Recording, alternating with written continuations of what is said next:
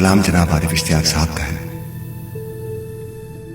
ہمارے ملنے کے یوں سبھی سلسلے رہیں گے، مگر جو ہم میں گلے رہے ہیں گلے رہیں گے۔ گھڑی بچھڑنے کی آ گئی ہے، گلے لگاؤ، وگرنہ دونوں یہاں پہ کب تک کھڑے رہیں گے۔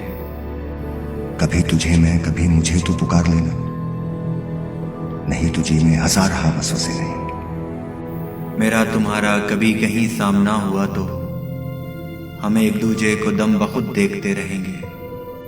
یہ میری شاخیں خزاں کے زیر اثر رہیں گی، جو تیری ٹہنی پہ گل کھلے ہیں کھلے رہیں گے۔